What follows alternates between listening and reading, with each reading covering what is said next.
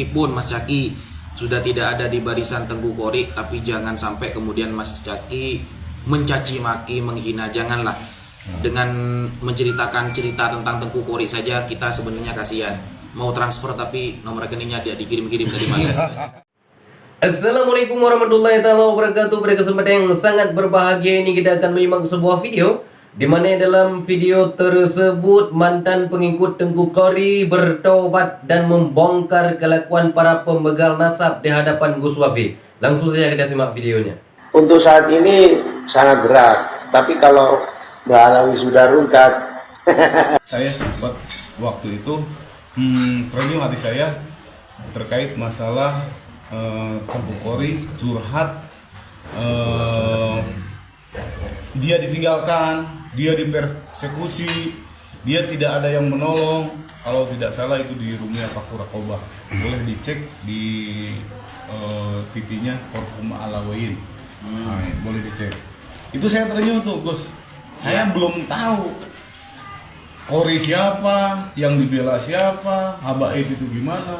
Berangkatlah saya ke Bekasi dengan niat dan ucapan, dulu guru saya pernah bilang siapapun itu, apalagi ulama, berangkat bela bantu. Saya berangkat ke sana Gus. Sesampainya di sana saya di rumah Tengku Kori. Di situ emang ada masukan ke saya begini. Alhamdulillah saya ketemu sama rekan-rekannya beliau juga di sana. Dan ternyata apa yang saya lihat, saya benar menyadari apa yang telah terjadi. Benar kasihan juga melihat dia gimana. Tapi sempat saya juga ikut menghujat, mencaci para baik. Ya.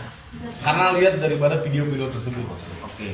Saya lihat, saya benar-benar ternyuh karena jiwa nasionalis saya sebagai pribumi melihat ulama-ulama Nusantara kan bicaranya kan begitu.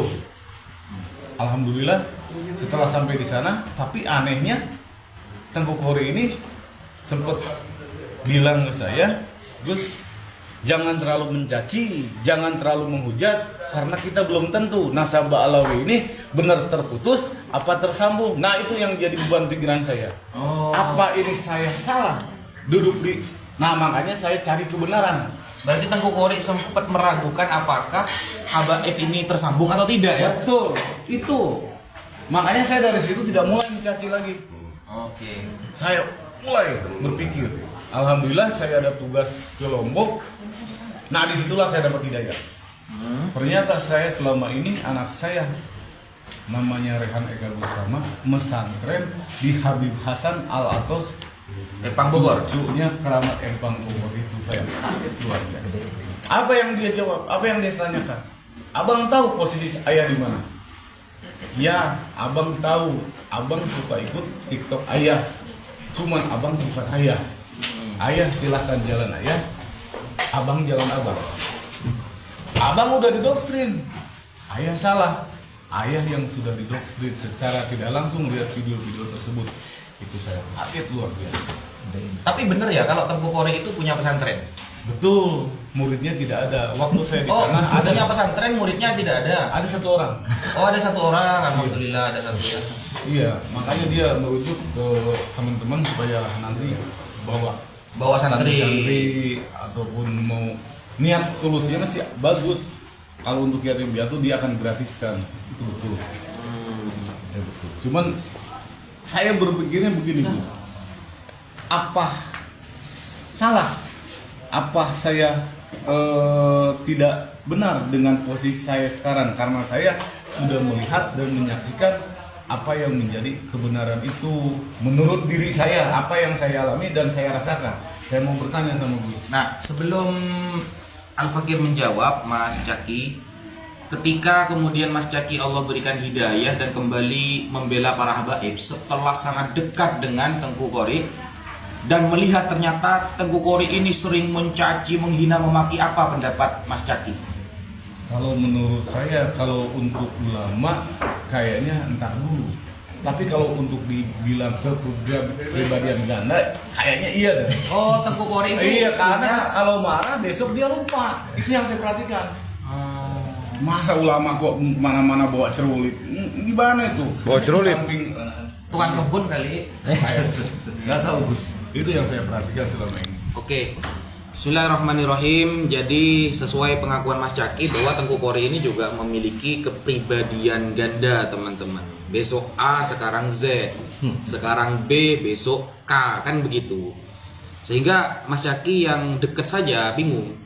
Sebenarnya ini ulama atau apa, kan seperti itu. Awalnya menganggap ulama, makanya membela habis-habisan. Betul. Ternyata jauh dari kata tersebut. Nah, untuk jawaban dari pertanyaan Mas Caki, apakah kemudian Mas Caki ketika dikatakan, oh ini pengkhianat, sekarang bela habaib untuk mencari uang lah, untuk mencari sesuap nasi lah, maka itu hanya sebuah framingan.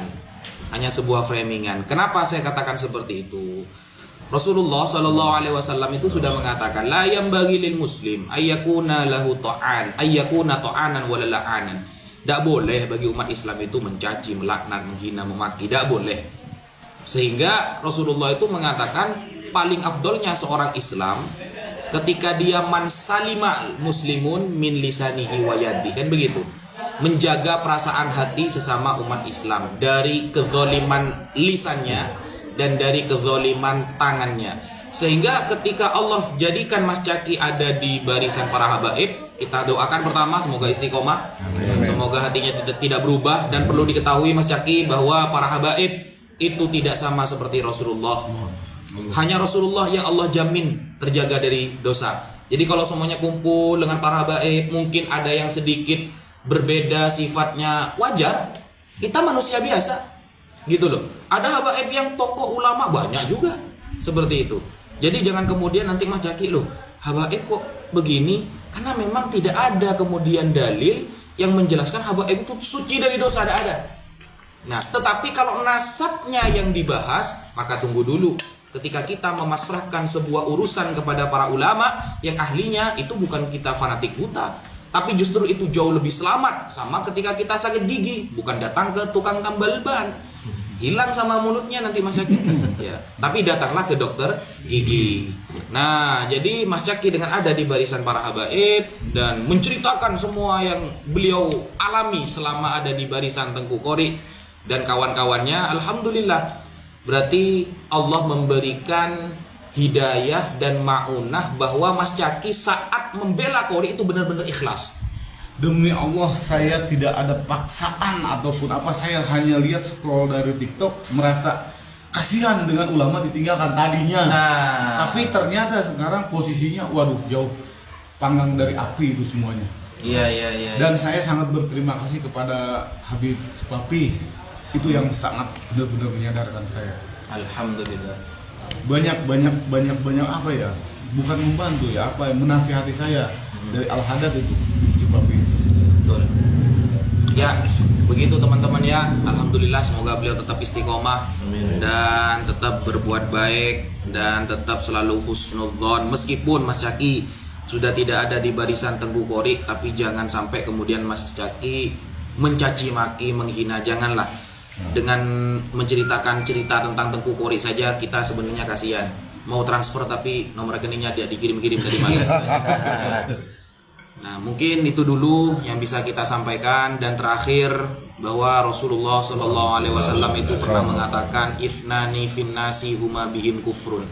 Ada dua perkara yang bisa menyebabkan seorang itu kafir.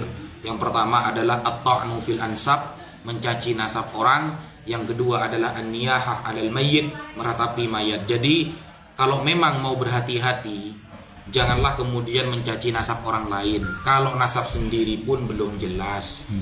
Jadi mungkin kita sebagai umat Islam sudah seharusnya kita bersatu, satu barisan, saling berkumpul, bukan saling memukul, saling menolong, bukan saling mencaci maki. Karena lawan kita, kata Al-Quran, adalah asyidda'u 'alal kufar. Kita harus tegas melawan orang-orang kafir, saudara. Sekian dari saya. Assalamualaikum warahmatullahi wabarakatuh.